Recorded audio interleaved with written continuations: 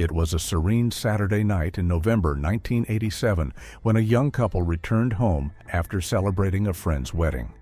Their house appeared just like any other, calm, silent, and seemingly untroubled. However, when Monday arrived, their absence was felt. They failed to show up for work, and phone calls went unanswered. Concerned family members decided to check on them, only to stumble upon a scene that would haunt them forever. The events that transpired within those walls would remain shrouded in mystery for over 2 decades, and when the truth finally emerged, it left everyone in shock. Ryan Wingarden was born on December 12, 1962, into a large, close-knit family steeped in tradition, faith, and structure. He was one of 8 siblings: Lynn, Terry, Bragg, Chia, David, Cheryl, and Gail, raised by Drosha and Wendell Wingarden. Wendell, a World War II veteran, dedicated 26 years to a furniture company and sang in the choir at Central Church in West Lyon for nearly 4 decades. The Wingarden family was known for their wholesome values and strong religious beliefs, serving as a model for the community in Holland, Michigan. Yet beneath this seemingly perfect facade, tensions simmered. The youngest daughter, Gail, born on April 24, 1965, was particularly close to her family. In the 1980s, she met Rick Lee Brink, a man 7 years her senior, born on February 12, 1958. Their relationship blossomed quickly, with Rick often proclaiming that Gail was the one. They married in early 1986, building a life filled with promise. The couple enjoyed stable jobs, renovated their home, and were viewed by many as a shining example of young love. In stark contrast, Ryan's life took a different trajectory. Struggling financially, he resorted to selling small amounts of marijuana. He dated Pamela Ann, born on March 3, 1965, but secretly maintained a relationship with an old flame, Crystal Ballon. The disparity between Ryan's tumultuous life and Gail's stable existence was glaring. In the fall of 1987, a family dispute ignited tensions within the Wingarden household. Drosha and Wendell, along with their younger children, planned to move onto Rick and Gail's property. While some siblings supported the move, Ryan vehemently opposed it, leading to a rift, particularly between him and Gail, one that would have chilling consequences. On Saturday, November 21, 1987, Gail and Rick attended a wedding at a Holiday Inn. They returned home that evening, and no one heard from them again. 2 days later, on Monday, November 23rd, neither showed up for work. Concerned, Rick's parents went to their home, where they discovered a scene that would haunt them forever. Rick's body was found slumped over the steering wheel of his Chevrolet Blazer in the garage, shot twice in the head. His mother nearly collapsed at the sight.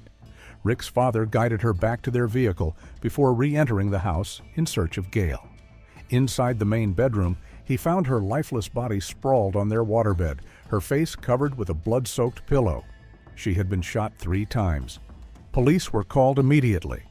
The crime scene revealed no signs of forced entry, struggle, or robbery. Jewelry remained untouched, and nearly $500 in cash was found between the bedroom and kitchen.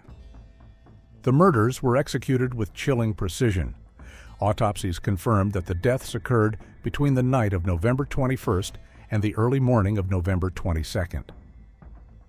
Investigators interviewed family, friends, and neighbors, but found no clear leads, suspects, or motives.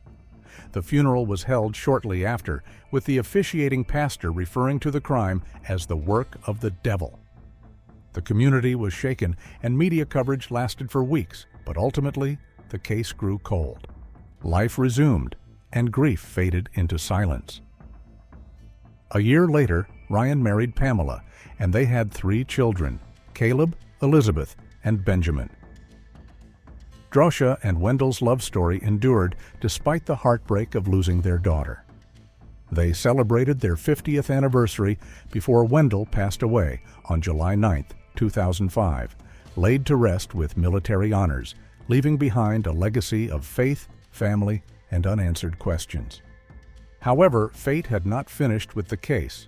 In an unexpected twist, 24 years after the brutal killings, a lead emerged that would change everything. In 2009, the Ottawa County Sheriff's Office formed a cold case team dedicated to reviving unsolved crimes. By 2011, a group of detectives was assigned to the Brink case, tasked with re-examining a case long buried under dust and doubt. They combed through stacks of deteriorating documents, some so fragile they had to be pieced together with tape. Over time, they conducted more than 200 interviews, traveling across state lines to locate relocated witnesses. The team operated under the belief that time erodes silence, guilt grows heavier, and eventually someone would talk. One of the earliest revelations came from Cheryl, Gail's sister, who recalled a bizarre comment Ryan once made, wondering aloud if he could have been capable of committing such an act as what had happened to Rick and Gail. This chilling statement was echoed by one of the family's aunts. Ryan had been interviewed back in 1987, but was never considered a suspect. He claimed to have been with his girlfriend Pamela on the night of the murders. Initially, Pamela confirmed this story, but when detectives found a second statement from her that conflicted with the first, they summoned her for questioning. On January 18, 2013, Pamela was placed in a small interview room at the Ottawa County Sheriff's Department. After some hesitation, she began to speak, and her confession shattered the silence that had lingered for decades. Pamela revealed that her husband, Ryan Windgarden, had murdered his sister and her husband that fateful November night. An argument had erupted over the family's planned move to their property. After being asked to leave, Ryan returned, claiming his car wouldn't start. Rick offered to help, and the two drove off together, where Ryan shot Rick twice in the head. Afterward, Ryan returned to the house and shot Gail 3 times as she lay on the bed. The horror didn't end there. The next day, Ryan brought Pamela and their 6-month-old baby to the crime scene. Horrified, Pamela froze when she saw Rick's body in the car. Ryan then dragged her inside and forced her to look at Gail's lifeless body, removing the blood-soaked pillow from her face. Overcome with fear, Pamela fled, but did not go to the police. She was paralyzed by the thought of losing her job, freedom, and family. Guilt consumed her for over 2 decades, and that day, with tears and trembling hands, she finally let it go. Her statement, combined with new testimony from other witnesses, provided detectives with enough evidence to act. Later that same day, Ryan Windgarden was arrested and charged with the murders of Gail and Rick Brink. Prosecutors faced the daunting task of proving beyond a reasonable doubt that Ryan had killed his own sister and brother-in-law in cold blood. The case was sent to court in Holland, Michigan, where a family's long nightmare would finally confront the light of justice. In February 2013, nearly 26 years after the brutal murders, probable cause hearings began. Over several days, more than 50 witnesses were called to testify. Prosecutors acknowledged the monumental work done by detectives who had tirelessly reopened the long dormant case and painstakingly assembled a narrative from decades-old fragments. As witnesses took the stand, gaps in memory became apparent, and the passage of time blurred details, dates, and conversations. The defense seized on these inconsistencies to undermine the prosecution's case, casting doubt on the reliability of the testimonies. Assistant Prosecutor Lee Fisher admitted the challenges of building a case on aged recollections, but remained hopeful. Among the most anticipated testimonies was that of Crystal, who had dated Ryan for 4 years before the murders. She delivered her statement with calm precision, but only after Ryan was removed from the courtroom due to disruptive outbursts. Her testimony unveiled the darkest secret of all. During their teenage years, Ryan had sexually assaulted Gail on multiple occasions. Gail had resisted, but Ryan had ignored her. He claimed that Rick had once seen him watching Gail with inappropriate desire during a family boating trip. The shame, rage, and fear of exposure had driven Ryan to silence both Gail and Rick permanently. This revelation provided prosecutors with a powerful motive, one far more sinister than jealousy alone. Ryan wasn't just envious of their happiness. He was terrified that his long-hidden crimes against his sister would be exposed. Crystal's statement aligned with earlier testimony from Pamela, who had described Ryan's resentment toward Gail and Rick's success. Pamela recounted the harrowing moment when Ryan forced her to view the crime scene. Cheryl testified that Ryan had behaved oddly after the murders, distant and emotionless. In one call, he coldly remarked that Gail had lived a good life, as if trying to diminish the tragedy. During courtroom recesses, debate swirled over the reliability of witness statements. The defense attorney suggested that some claims sounded more like gossip than evidence. Still, the prosecution stood firm, grounding its case in the testimonies of Crystal, Pamela, and Cheryl, each independently supporting the theory that Ryan's motive stemmed from jealousy and the fear of exposure over an incestuous, abusive past. Ultimately, the judge ruled that the evidence presented was sufficient to move the case to trial in the Ottawa County Circuit Court. In response, the defense announced plans to pursue alternate theories, hinting that the crime may have been a case of mistaken identity. They suggested that the Brinks had recently moved into the home and that the intended target could have been someone else. This theory was met with skepticism by the prosecution, who firmly rejected the notion. As these legal maneuvers unfolded, Ryan Weingarten, now 50 years old, remained behind bars in the Ottawa County Jail, held without bond. The truth had begun to surface, and there was no turning back. In March 2014, after more than a year of legal proceedings and decades of buried secrets, the long-awaited trial of Ryan Weingarten commenced. Over 3 intense weeks, more than 60 witnesses testified, including 2 of his sisters, his ex-girlfriend Crystal, and his wife Pamela. Their testimonies were crucial in establishing both Ryan's motive and his guilt.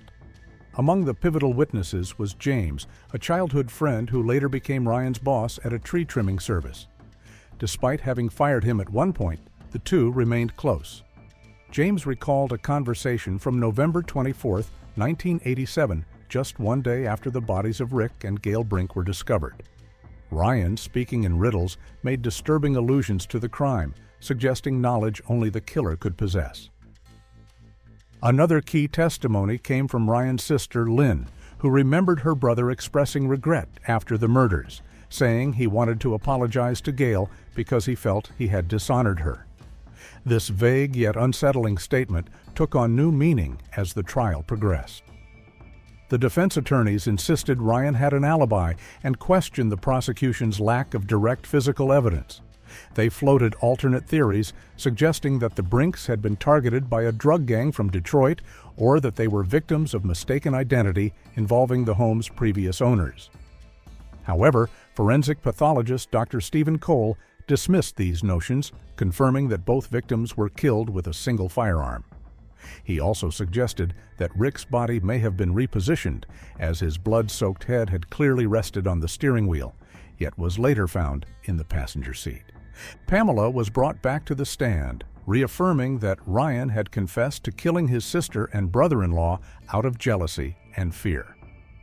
The prosecution built its case around the testimonies of Pamela, Crystal, Cheryl, and Lynn, arguing that Ryan was driven by rage and desperation, not just over a family dispute, but over the looming threat that Gail might reveal the dark secret he had kept for decades.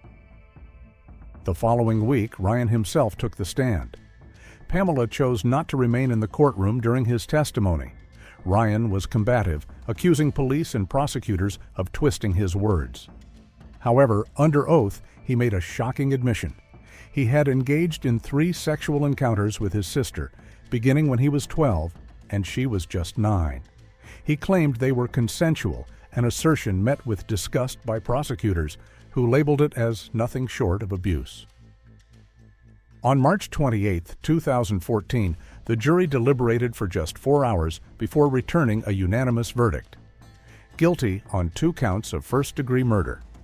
Ryan Weingarten was found responsible for the cold-blooded killings of his sister Gail and her husband Rick Brink. A sentencing hearing was scheduled for April 21, 2014. That day, Ryan arrived in court defiant and unrepentant. For an hour, he proclaimed his innocence, lashed out at prosecutors, criticized his own defense attorneys, and even insulted the judge. He declared he would be vindicated by God. The judge, however, was unmoved. He called Ryan a calculated, manipulative killer who had slaughtered 2 people in cold blood, one of them his own sister. He sentenced Ryan Windgarden to 2 consecutive life sentences without the possibility of parole. The courtroom filled with emotion as family members of both victims wept, hugged, and thanked the investigative team for their relentless pursuit of the truth. Cheryl, through tears, expressed that she could finally visit her sister's grave and tell her that justice had been served. One of the detectives later described the case as one of the most emotional of her career, stating that they had done everything in their power to ensure that 2 lives stolen so unfairly were honored through justice. In 2018, Ryan Windgarden appealed his convictions to the Michigan Court of Appeals, but his request was denied. He later appealed to the state Supreme Court, but that too was rejected. Since his arrest in January 2013, Ryan has remained in prison. Now, in his 60s, he is expected to die behind bars. Ryan's father, Wendell, passed away without ever knowing the full truth, but his mother, Drosha, lived to see justice served. She turned 90 in June 2021 and died 4 months later, having witnessed the resolution of the case that haunted her family for more than a quarter century. The Ryan Windgarden case stands as a dark and sobering reminder that some secrets destroy not just lives, but entire families. Instead of confronting his past with honesty, Ryan chose a path of silence, shame, and ultimately violence. For that, he will spend the rest of his life in a prison cell, a consequence born of truth long denied. Don't miss out. Subscribe now for more thrilling investigations.